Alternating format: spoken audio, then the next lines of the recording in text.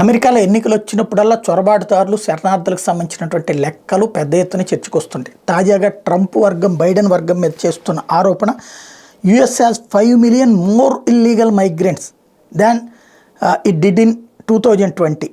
ఇది తాజాగా daily mail వాళ్ళు ప్రొజెక్ట్ చేస్తుంది. 5 మిలియన్లు 50 లక్షల మంది చొరబాటుదారులు. నేను మొన్ననే చెప్పా, అది వివిధ రూపాల్లో అక్కడ వాళ్ళు ఎంకరేజ్ చేస్తున్నారు. కానీ ఇక్కడ అసలు లాజిక్ ఉంది. అలాంటి చొరబాటుదారుల్ని కావాలనే అమెరికా ప్రోత్సహిస్తుంది, పైకి మాత్రం వద్దని చెబుతూ. ఎందుకు అంటే చట్టబద్ధంగా ఆ దేశంలో అడుగు పెడితే వాళ్ళకి చట్టబద్ధమైన హక్కులు కల్పించాలి. వాళ్ళకి ఏ ప్రాబ్లం వచ్చినా ప్రభుత్వం చూసుకోవాలి. అదే చట్టవిరుద్ధంగా వస్తే అడుక్కునేవాడికి ఎంత బిచ్చమేస్తాం?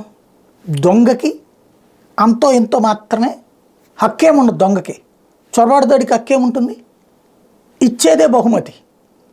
తద్వారా వాళ్ళు ఏం చేస్తారు, అక్కడున్న వ్యాపారాల్లో ఇప్పుడు ఫర్ ఎగ్జాంపుల్ చట్టబద్ధంగా అక్కడ ఒకళ్ళ దగ్గర పనిచేయాలంటే, అంటే ఉజ్జాయింపుగా చెప్తున్నా, ఓ $10,000 జీతం ఇవ్వాల్సి ఉంటే వీళ్ళు $2,000 $3,000కే పనిచేస్తారు. ఇప్పుడు మనోళ్ళు వెళ్ళి అక్కడ చేస్తున్నది ఏంటి? మన తెలుగు వాళ్ళ దాంట్లో కూడా పనిచేస్తున్నది ఏంటి? ఎక్కువ సమయం తక్కువ జీతంతో పనిచేస్తారు అమెరికన్ చట్టాలకి విరుద్ధంగా.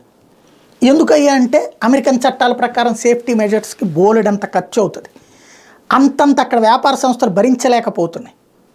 అలాంటి వాళ్ళకి అలాగని చట్టబద్ధ చట్టాన్ని తీసేస్తామంటే మానవ పౌర హక్కులు ఒప్పుకోరు, ప్రజలు ఒప్పుకోరు.